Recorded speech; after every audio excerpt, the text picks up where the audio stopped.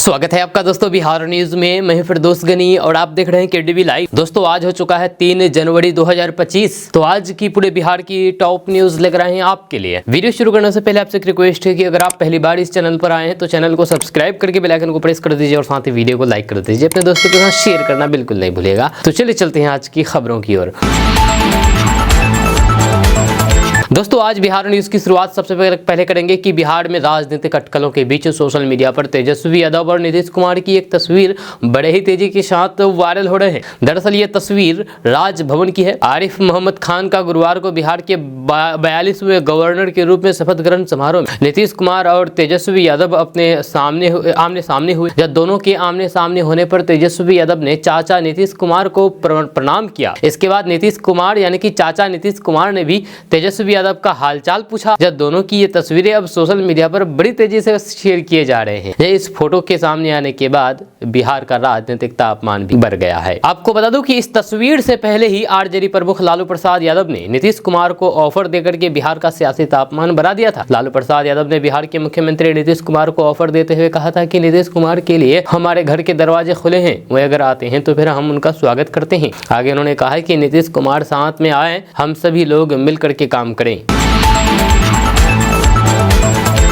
दोस्तों बीपीएससी अभ्यर्थियों के प्रदर्शन के बीच जनसुराज के संयोजक प्रशांत किशोर अचानक पटना के गांधी मैदान में गांधी मूर्ति के नीचे आमरण अनशन पर बैठ गए हैं। प्रशांत किशोर के इस कदम से बिहार की सियासत में और उबाल आ सकता है। आपको बता दो कि कुछ दिन पहले ही बीपीएससी अभ्यर्थियों के प्रदर्शन में शामिल होने के बाद प्रशांत किशोर घिर गए थे, जब कुछ छात्रों ने उन पर राजनीति का आरोप लगाया था, जिसके बाद उन्होंने इस पर सफाई दी थी और सरकार से न्याय की मांग की थी। जनसुराज के एक्स हैंडल पर इस मामले में पोस्ट करते हुए कहा गया है कि प्रशांत किशोर ध्वस्त शिक्षा और भ्रष्ट परीक्षा व्यवस्था के खिलाफ गांधी मैदान में गांधी मूर्ति के नीचे आमरण अनशन पर बैठ गए हैं।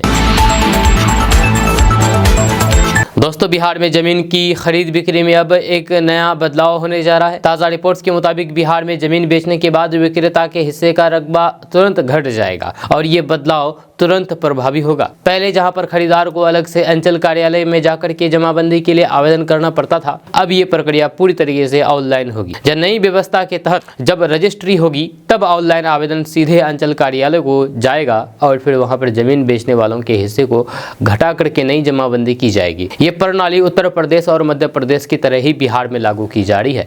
यहाँ 2 विभाग, मद्य निषेध, उत्पाद एवं निबंधन विभाग और राजस्व एवं भूमि सुधार विभाग के सॉफ्टवेयर को जोड़ा जाएगा।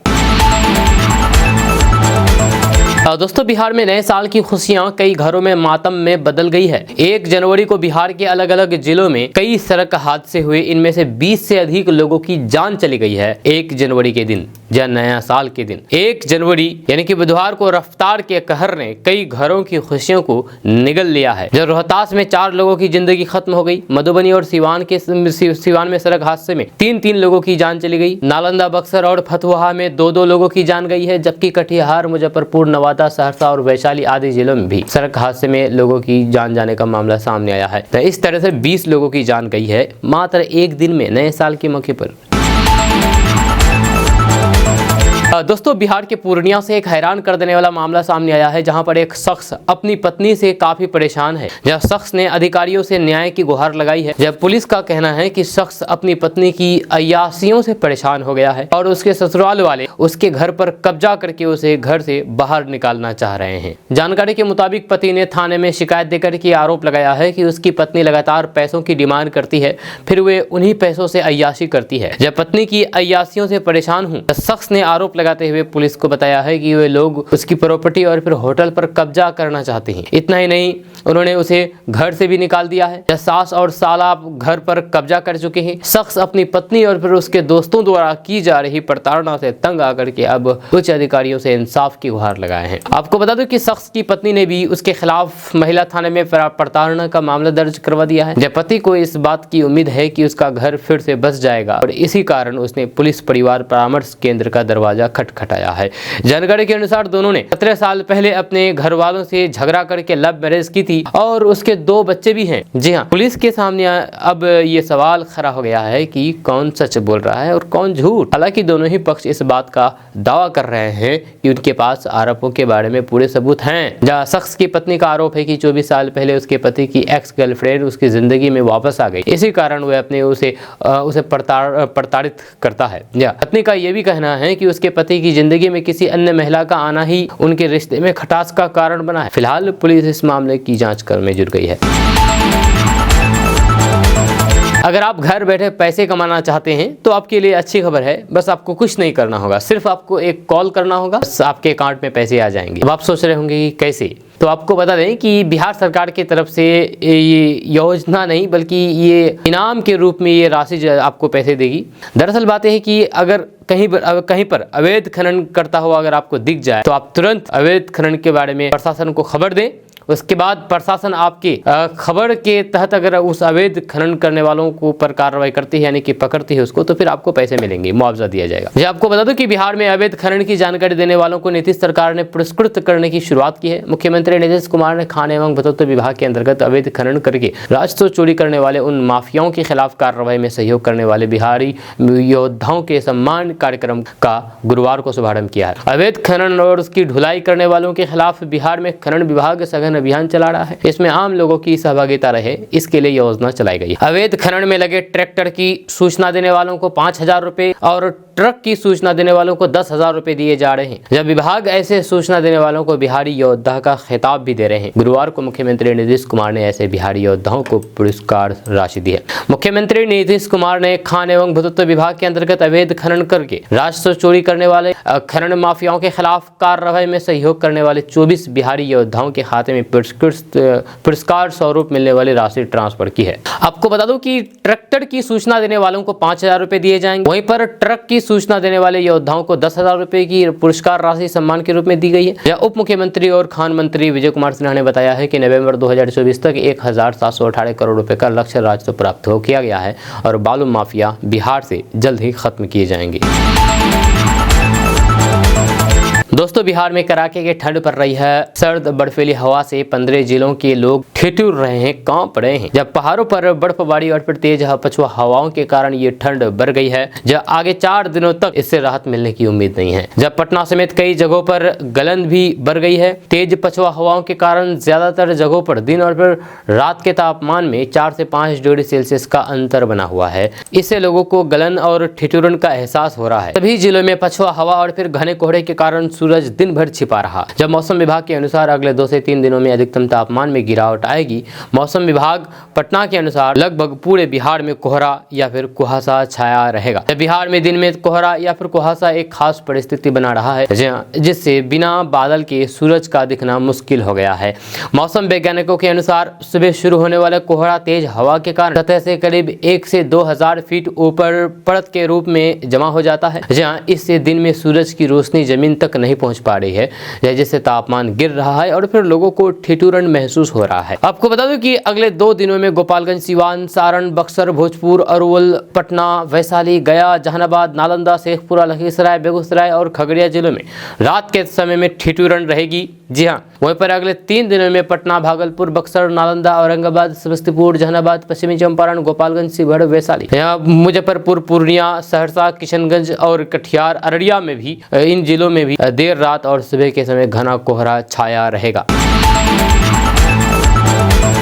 दोस्तों, बीपीएससी परीक्षा पर बवाल बढ़ेगा। जी हाँ, क्योंकि अब पप्पू यादव ने बिहार में चक्का जाम करने का ऐलान कर दिया है, जिससे रेल, सड़क सब बंद कर दिया जाएगा। इस मुद्दे पर अब राजनीति भी तेज हो गई है। पूर्णिया सांसद पप्पू यादव ने छात्रों के समर्थन में ये नया मोर्चा खोल दिया है। उन्होंने आज 3 जनवरी को बिहार में रेल और सड़क चक्का जाम करने का ऐलान कर दिया है। पप्पू यादव का कहना है कि अगर सरकार ने छात्रों की आवाज नहीं सुनी तो फिर बिहार बंद भी किया जा सकता है। पप्पू यादव ने कहा है कि ये छात्रों के भविष्य की लड़ाई है और फिर यदि सरकार इस मुद्दे पर अड़ी रहती है तो उन्हें लाठी और फिर गोली से ही समाधान मिलेगा। सांसद पप्पू यादव ने इस आंदोलन में छात्र संगठनों को भी शामिल शामिल होने का आह्वान किया है। उनका कहना है कि ये कोई भी राजनीतिक लड़ाई नहीं है, बल्कि एक लोकतांत्रिक अधिकार की रक्षा का मामला है। हालांकि बिहार लोक सेवा आयोग यानी कि बीपीएससी और फिर राज्य सरकार ने छात्रों की मांगों को नकारते हुए कहा कि पेपर लीक से जुड़े हुए कोई भी ठोस प्रमाण नहीं मिले हैं। आयोग का कहना है कि परीक्षा दोबारा कराने का कोई भी औचित्य नहीं है। इसके बावजूद भी छात्र लगातार आंदोलन कर रहे हैं और फिर उनकी संख्या में बढ़ोतरी हो रही है। सांसद पप्पू यादव ने कहा कि ये संघर्ष लंबे समय तक जारी रहेगा और फिर अगर जरूरी हुआ तो फिर बिहार बंद भी किया जाएगा। इस मुद्दे को लेकर के मुख्यमंत्री नीतीश कुमार और राजभवन भी सक्रिय हैं, लेकिन समाधान की दिशा में कोई भी ठोस कदम पहल नहीं उठाया गया है। दोस्तों, बिहार के 6 NH यानी कि राष्ट्रीय राजमार्ग सड़क दुर्घटनाओं के लिहाज से खतरनाक है। जब बिहार के अन्य NH की तुलना में इन 6 NH पर सबसे ज्यादा सड़क दुर्घटना हो रही है। सबसे अधिक रजौली, बख्तियारपुर, मोकामा, पूर्णिया, किशनगंज NH पर दुर्घटना हो रही है। जो अधिकारियों से मिल रही जानकारी के अनुसार बिहार में हो रही कुल सड़क दुर्घटनाओं में से 44% सड़क हादसे केवल नेशनल हाईवे पर हो रहे हैं। जो NH की देख रेख NHAI यानी कि भारतीय राष्ट्रीय राजमार्ग प्राधिकरण और फिर पथ निर्माण विभाग का NH डिवीजन करता है। जिस NH पर अधिक हादसे हो रहे हैं उसमें 86% सड़कें NHAI के अधीन है। रिपोर्ट्स के अनुसार NH 31 रजौली, बख्तियारपुर, मोकामा, पूर्णिया, किशनगंज में सबसे अधिक 589 सड़क हादसे हुई है। इनमें से 431 लोगों की जान गई है। NH 28 गोपालगंज, मुजफ्फरपुर, बरौनी पर 459 सड़क दुर्घटनाएं हुई है, जिसमें से 406 लोगों की जान गई है। NH 30 मोहनिया, आरा, पटना, बख्तियारपुर पर 367 हादसे हुए हैं और इसमें 299 लोगों की जान गई है। वहीं पर NH 57 मुजफ्फरपुर, बरौनी, पूर्णिया पर 336 सड़क हादसे हुए हैं। इनमें 297 लोगों की जान गई है। वहीं पर NH 19 छपरा, हाजीपुर, पटना पर 268 सड़क हादसे हुए हैं, जिसमें से 216 लोगों की जान गई है। वहीं पर NH 2 GT रोड पर 183 हादसे हुए, जिसमें से 85 लोगों की जान गई है। अब सवाल है कि किन जिलों में सबसे अधिक लोगों की जान जा रही है। तो आपको बता दूं कि खगड़िया, अररिया, जहानाबाद, किशनगंज, सहरसा, पटना, कैमूर, पूर्णिया, सुपौल, मधेपुरा, मधुबनी, सीतामढ़ी, रोहतास, समस्तीपुर, शिवहर, गया, सारण, गोपालगंज और पूर्वी चंपारण, इन जिलों में सबसे अधिक लोगों की जान जा रही है। दोस्तों, बिहार में 2025 का साल बेहद शानदार साबित होने वाला है, क्योंकि बिहार शिक्षा विभाग में बम्पर भर्ती होने वाली है। बिहार में नवस्थापित एवं उत्क्रमित उच्च माध्यमिक विद्यालयों में 6421 विद्यालय सहायकों की नियुक्ति की जाएगी।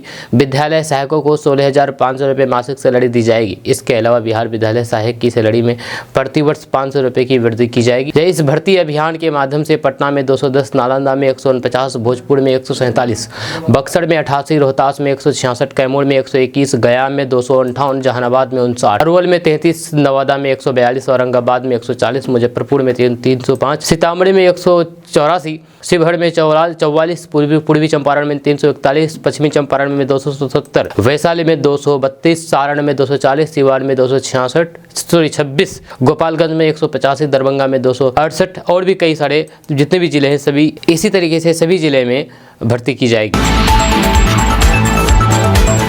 दोस्तों, बिहार में 2025 दिसंबर तक लगभग 5000 बसों का परिचालन होगा। मुख्यमंत्री प्रखंड परिवहन योजना के तहत 496 प्रखंडों में बस परिवहन की सुविधा उपलब्ध कराने के लिए 3600 बसों की खरीद पर अनुदान दिया जाएगा। जब विभाग ने इन बसों के परिचालन की 2800 मार्गों को चिन्हित कर लिया है, जिन पर 15 जनवरी से बसों के परिचालन की कवायद शुरू की जाएगी। जब परिवहन अधिकारियों के मुताबिक लोगों को प्रखंडों से जिला मुख्यालय, राज्य के विभिन्न स्थानों तक बस परिवहन की सेवा मिलेगी। जिला, गांव और फिर शहर एक दूसरे से मिल जाने पर विकास निर्बाध रूप से होगा। योजना की शुरुआत होने से बिहार के 7200 लोगों को प्रत्यक्ष रूप से रोजगार मिलेगा। वहीं पर निजी भागीदारी में बसों के परिचालन से लोग भी जुड़ पाएंगे। बसों की संख्या बढ़ जाने से लोगों को सुरक्षित परिवहन की सेवा मिलेगी। साथ ही हाईवे पर होने वाली दुर्घटनाओं में भी कमी आएगी।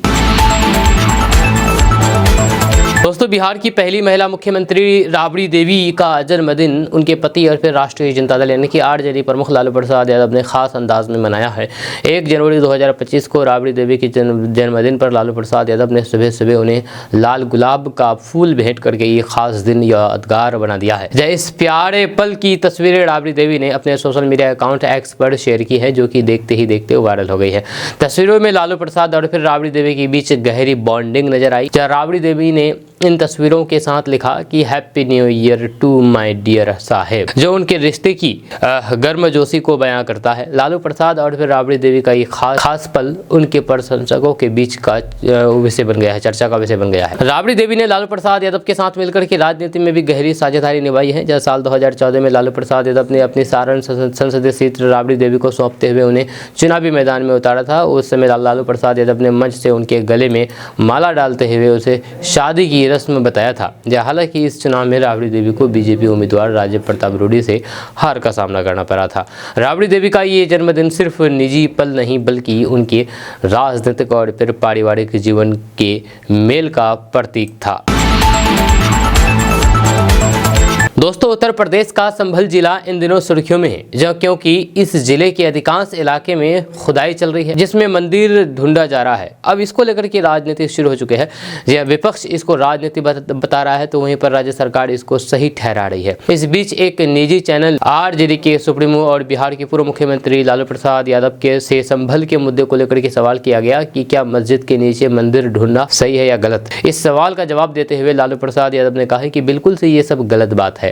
इस तरह तलाशना कि मंदिर है, मस्जिद है, जो भी है उसको खत्म करके आगे बढ़ना चाहिए, देश को आगे बढ़ना चाहिए। वहीं पर समाजवादी पार्टी के प्रमुख अखिलेश यादव ने बीजेपी पर पिछले महीने संभल में जानबूझकर के हिंसा कराने का आरोप लगाते हुए उसे षड्यंत्रकारी पार्टी करार दिया है। जहां अखिलेश प्रसाद यादव ने यहां पर पार्टी मुख्यालय में कार्यकर्ताओं को संबोधित करते हुए कहा कि भाजपा सरकार और उसके मुख्यमंत्री का कोई भी विजन नहीं है। भाजपा लोकतांत्रिक व्यवस्था को नष्ट कर रही है, सत्ता का दुरुपयोग करती है, अपने राजनीतिक स्वार्थ के लिए प्रशासन का इस्तेमाल करती है। उन्होंने कहा है कि संभल की घटना भाजपा सरकार ने जानबूझ करके कराई है। संभल में प्रशासन ने निर्दोष लोगों की जान ली है। यह प्रशासन और फिर अधिकारी दबाव में काम कर रहे हैं। दोस्तों, बिहार की राजनीति में अटकलों का दौर कभी भी खत्म नहीं होता है, चाहे वह नीतीश कुमार का किसी पाले में जाने का हो या फिर बिहार में सरकार बदलने का। इसी कड़ी में एक तरफ जहां पर तेजस्वी यादव ने राजद में नीतीश कुमार की एंट्री के लिए दरवाजा बंद कर दिया है, तो वहीं पर उनके पिता और आरजेडी सुप्रीमो लालू प्रसाद यादव ने दरवाजा खोल दिया है। दरअसल एक इंटरव्यू में लालू प्रसाद यादव से आरजेडी के साथ नीतीश कुमार के आने को लेकर के सवाल किया गया, तो उन्होंने कहा कि बिल्कुल भी उनके लिए दरवाजा खुला हुआ है, उनको भी दरवाजा खोल करके रखना चाहिए। हालांकि वहीं पर जब उनसे सीएम नीतीश कुमार को लेकर के सवाल किया गया तो फिर लालू प्रसाद यादव ने कहा कि तेजस्वी यादव ही सीएम बनेंगे, उनको मेरा आशीर्वाद है। नीतीश कुमार के साथ आने को लेकर के किए गए सवाल पर लालू प्रसाद यादव ने कहा कि आते हैं तो फिर काहे नहीं लेंगे, जब रहे साथ में काम करें, हाँ रख लेंगे, सारी गलतियां माफ कर देंगे, माफ करना ही हमारा फर्ज है। हमारा तो दरवाजा खुला हुआ है, नीतीश कुमार का भी खुला रहना चाहिए, मुख्यमंत्री है इसको खोल करके रखना चाहिए। हालांकि इस बीच बड़ी बात यह है कि लालू प्रसाद यादव के बेटे तेजस्वी यादव ने हाल के दिनों में अपनी यात्राओं के दौरान बार बार कहा कि चाचा नीतीश कुमार के लिए उनके दरवाजे बंद हो गए हैं। अब नीतीश कुमार साथ आना भी चाहेंगे तो फिर वे उनको नहीं लेंगे। तेजस्वी यादव ने तो यहाँ तक कह दिया था कि नीतीश कुमार को वापस अपने साथ लेकर के वे अपने पैर पर कुल्हाड़ी नहीं मारेंगे। हालांकि लालू प्रसाद यादव के इस ताज़ा बयान के बाद से बिहार में राजनीतिक कयासों का बाजार एक बार फिर से तेज हो चुका है। दोस्तों, केंद्रीय मंत्री ललन सिंह ने लालू प्रसाद यादव द्वारा नीतीश कुमार को महागठबंधन में ऑफर देने पर अपनी तीखी प्रतिक्रिया दी है। जब इस मुद्दे पर उनसे सवाल पूछा गया तो ललन सिंह ने कहा कि लालू जी क्या बोलते हैं वे जो जाने, हम लोग एनडीए में हैं और एनडीए में रहेंगे। जब उनका ये बयान स्पष्ट करता है कि बीजेपी गठबंधन में किसी भी तरीके के बदलाव के पक्ष में नहीं है और उनका रुख मजबूती से वर्तमान गठबंधन को ही बनाए रखने का है। इसके बाद जब तेजस्वी यादव के बयान पर सवाल उठाया गया जिसमें उन्होंने कहा था कि 2025 में हम सरकार बनाएंगे, तो फिर ललन सिंह ने इसका जवाब देते हुए कहा कि तेजस्वी क्या बोलते हैं वे वही जाने, जहां हम उनका जवाब देने के लिए तैयार हैं। दोस्तों, बिहार के मुख्यमंत्री नीतीश कुमार इन दिनों चर्चा में हैं। उनके एक बार फिर से पलटने को लेकर के चर्चा चल रही है। राजद प्रमुख लालू प्रसाद यादव ने भी नीतीश कुमार को ऑफर दिया और फिर कहा कि आप फिर से हमारे साथ आ जाइए। इस पर नीतीश कुमार ने भी प्रतिक्रिया दी है। लालू प्रसाद यादव के बयान को लेकर के पत्रकारों ने जब नीतीश कुमार से सवाल किया तो उन्होंने कहा कि छोड़िए ना ये सब। नीतीश कुमार ने लालू के बयान पर कोई भी अधिक प्रतिक्रिया नहीं दी है। उन्होंने सिर्फ इतना कहा कि छोड़िए ना और आगे बढ़ गए। वहीं पर लालू के बयान पर केंद्रीय मंत्री ललन सिंह ने कहा कि वे क्या बोलते रहते हैं जो कुछ पता नहीं चलता है। हमें उनसे कोई भी मतलब नहीं है, हम एनडीए में हैं। आपको बता दूं कि एक यूट्यूब चैनल को दिए गए इंटरव्यू में लालू प्रसाद यादव ने कहा है कि नीतीश कुमार को हमारे साथ आ जाना चाहिए, जहां हमने उन्हें माफ कर दिया है, वह हमारे साथ आते हैं तो फिर उनका स्वागत। वहीं पर तेजस्वी यादव का रुख इस मामले में अलग है। उन्होंने मीडिया से बातचीत करते हुए कहा है कि अब राजद में उनके आने के लिए नो एंट्री का बोर्ड लगा दिया गया है। दोस्तों, बिहार में इस साल होने वाले विधानसभा चुनाव से पहले सभी राजनीतिक दल अपनी अपनी तैयारियों में जुट गए हैं। इस बीच बिहार विधानसभा चुनाव में एनडीए के मुख्यमंत्री चेहरे पर गृह मंत्री अमित शाह की टिप्पणी के बाद सीएम फेस को लेकर के अलग अलग तरह के कयास लगने शुरू हो गए हैं। अमित शाह के बयान के बाद अब इस पूरे मामले में जदयू ने स्पष्ट कर दिया है कि वे नीतीश को छोड़ करके किसी दूसरे चेहरे को पसंद नहीं करेगा। जदयू के मुख्य प्रवक्ता एवं विधान परिषद के सदस्य नीरज कुमार ने 1 जनवरी को नया नारा दिया कि 2025 से 2030 फिर से नीतीश। उन्होंने कहा है कि बिहार के लोगों के लिए विश्वसनीय चेहरा नीतीश कुमार ही है। नए नारों का निहितार्थ ये बताया जा रहा है कि 2030 के विधानसभा चुनाव में भी नीतीश कुमार ही मुख्य चेहरा होंगे। असल में पिछले साल 16 दिसंबर को अमित शाह ने कहा था कि बिहार विधानसभा के लिए चेहरा का चयन भाजपा, जदयू और फिर एनडीए के दूसरे घटक दल आपस में बैठ करके करेंगे। अब इस बयान को लेकर के राजनीतिक घमासान तेज हो चुकी है। दोस्तों, उत्तर प्रदेश के संभल में जामा मस्जिद के पास निर्माणाधीन पुलिस चौकी को लेकर के विवाद खड़ा हो गया है। एआईएमआईएम चीफ और हैदराबाद के सांसद असदुद्दीन ओवैसी ने इसके निर्माण और देश के बाकी मस्जिदों की स्थिति को लेकर के केंद्र और योगी सरकार पर निशाना साधा है। इस दौरान उन्होंने प्रधानमंत्री नरेंद्र मोदी के कुवैत दौरे का भी जिक्र किया है। सांसद असदुद्दीन ओवैसी ने कहा कि काशी में वजू खाना बंद कर दिया गया है। उन्होंने कहा कि मस्जिद में नमाज के बदले कुछ और हो रहा है। मथुरा ईदगाह मस्जिद पर नजर लगाए बैठे हैं। संभल जामा मस्जिद का जिक्र करते हुए असदुद्दीन ओवैसी ने कहा है कि कलेक्टर साहब, आपको वही दिख रहा है जो योगी मोदी को दिख रहा है। नरेंद्र मोदी कुवैत गए थे, जब वहां के शेखों से लिपट करके गले मिले। बुला के लाओ शेखों को और दिखाओ कि तुम्हारी हुकूमत यहाँ पर क्या कर रही है। जब वक्फ बिल ला करके ये मुसलमानों की जमीन हड़पना चाहते हैं ताकि मुसलमानों ने उनकी दरगाहों को छीन लिया जाए। जब संभल के सामने जो जमीन है वह वक्फ की है। संभल के जिलाधिकारी राजेंद्र पेंसिया ने कहा कि पुलिस चौकी के निर्माण के सिलसिले में अब तक जो दस्तावेज सामने आए हैं उसके संबंध में कोई भी प्रमाणित और फिर कानूनी पक्ष हमारे पास नहीं आया है। उन्होंने कहा कि जो दस्तावेज आए थे उनकी जांच की गई है और फिर वे अपंजीकृत दस्तावेज है, जांच अभी जारी है। अगर कोई व्यक्ति पुख्ता दस्तावेज लेकर के आता है तो फिर नियम अनुसार कार्रवाई की जाएगी।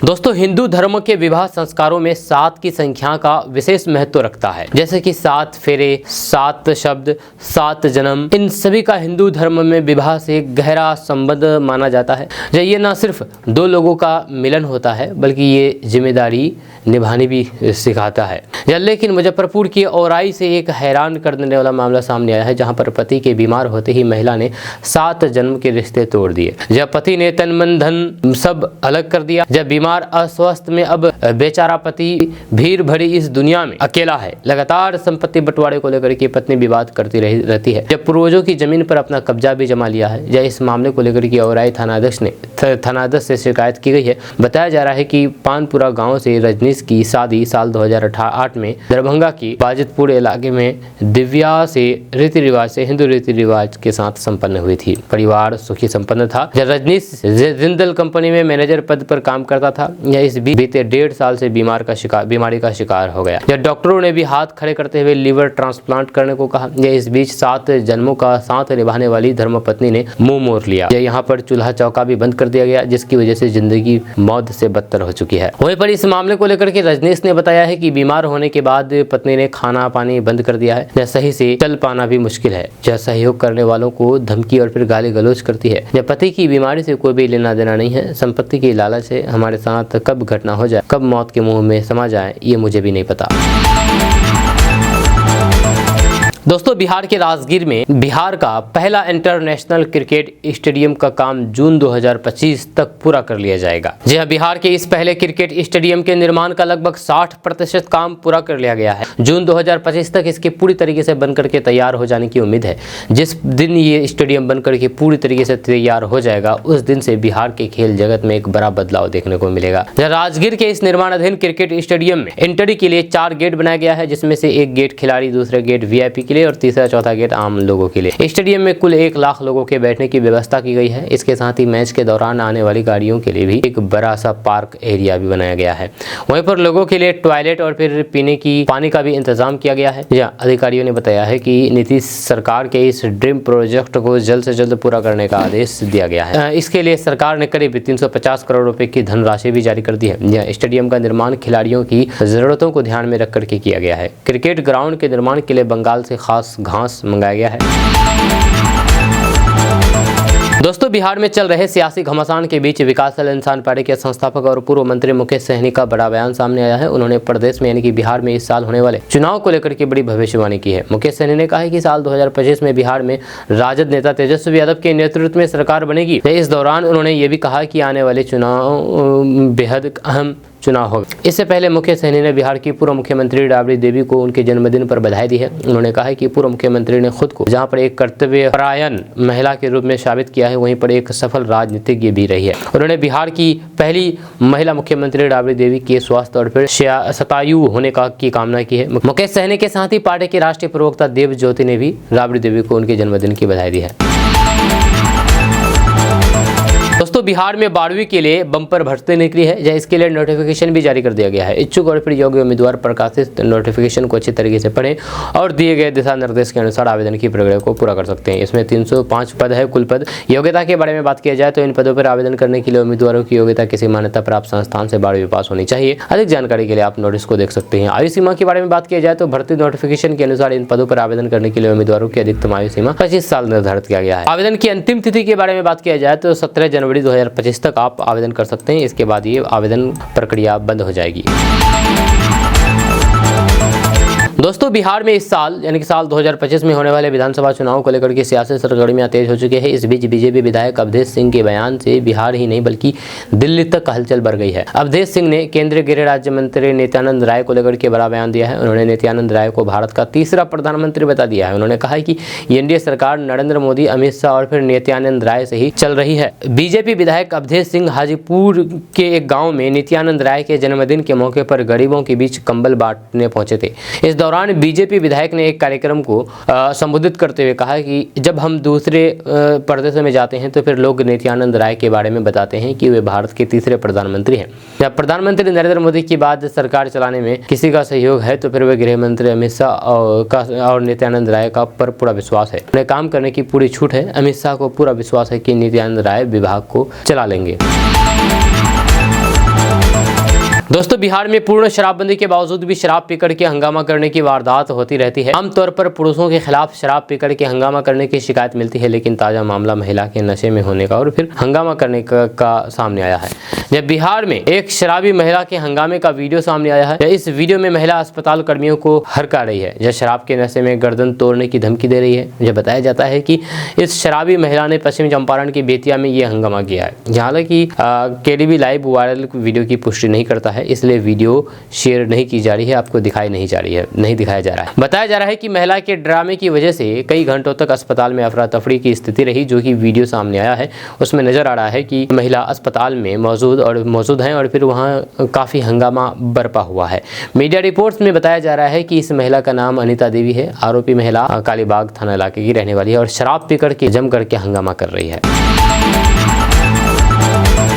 दोस्तों, बिहार के नवनियुक्त राज्यपाल आरिफ मोहम्मद खान ने कल अपने शपथ ग्रहण समारोह के बाद मीडिया से बातचीत की। इस दौरान उन्होंने बिहार के इतिहास और फिर बिहार के लोगों की क्षमता की सराहना की है। राज्यपाल ने कहा है कि बिहार का इतिहास बहुत ही शानदार और गौरवशाली है। यहाँ के लोगों में जबरदस्त क्षमता है और फिर ये क्षमता देश की व्यवस्था में महत्वपूर्ण भूमिका निभाती है। बिहार के लोग बहुत आगे जाएंगे। राज्यपाल आरिफ मोहम्मद खान ने यह भी कहा है कि बिहार के लोगों की सेवा और फिर उनके कल्याण के लिए वे निरंतर काम करेंगे। ये मेरा जी रिज्यूम नहीं बल्कि मैं एक सेवक के तौर पर आया। इस दौरान राज्यपाल ने एक नए साल की शुभकामनाएं दी है और कहा है कि हमारा नया साल हमारा अमृत काल है।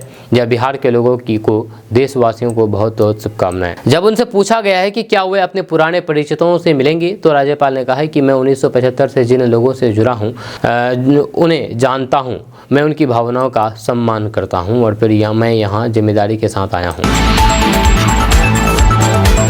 दोस्तों बिहार सरकार किसानों और फिर इच्छुक फार्मों को सोलर प्लांट लगाने के लिए 45 लाख रुपए तक का अनुदान प्रदान कर रही है। इस योजना का उद्देश्य किसानों की आमदनी में वृद्धि करना और फिर बिहार में कृषि कार्यों के लिए और सौर ऊर्जा के इस्तेमाल को बढ़ावा देना है। इच्छुक किसान और फार्म इस योजना के तहत आवेदन कर सकते हैं। 1 मेगावाट सोलर प्लांट लगाने के लिए 4 एकड़ जमीन की आवश्यकता होगी। इच्छुक किसान और फिर कंपनियां इस योजना के तहत आवेदन करने के लिए बिहार राज्य विद्युत प्राधिकरण के पोर्टल पर 8 जनवरी तक अपना आवेदन जमा कर सकते हैं।